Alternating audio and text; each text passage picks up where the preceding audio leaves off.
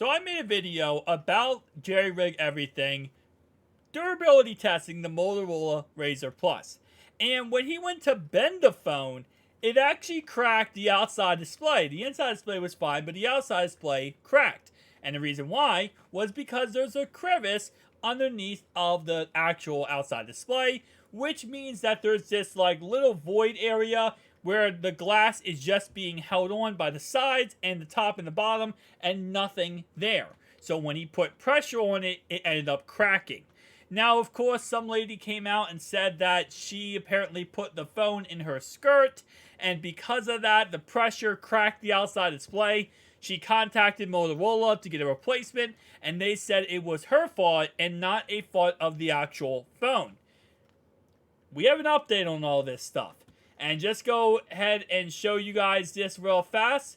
This is the crevice I am speaking about, which again causes the problem to happen. So Jerry Rig Everything made another video. He bought a brand new $1,000 Motorola Razr Plus, and this time he's not gonna bend the phone. He's just simply gonna put pressure from one of his thumbs and then both of his thumbs right on that crevice to see if it will actually crack. Now, once he starts off with 10% pressure, then 30, then 50, then 100, and then he goes both thumbs. As he says in this video, he said that it did sound like something was moving, and he felt like something was moving, like the actual glass on the screen was moving. But even with all the pressure he gave it, and all his might, he could not break the outside glass. And so that definitely goes to show, and again, keep in mind, you see the old one in the left-hand corner here. This is not someone who takes, goes light when it comes to electronics. He goes hardcore. He would destroy any phone he gets his hands on.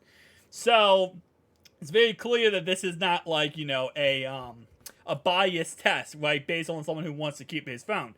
No, this is someone who is okay with destroying it in the name of phone science. I guess you could call it phone science.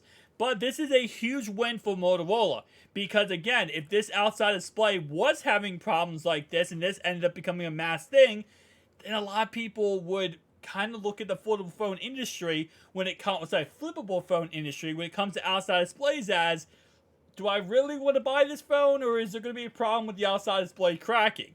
I mean, that's something that we have not really talked about at all for any outside displays of foldable or flippable phones, where the outside Gorilla Glass Victus displays breaking. We usually talk about the inside display and the durability inside display and how we feel about it, but the outside display being a problem?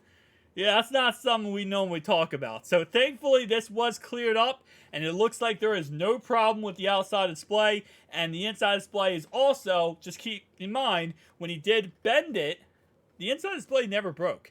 The outside display did, but the inside display never broke. So that inside display is still very, very durable. I'll see you guys in the next one. Peace out.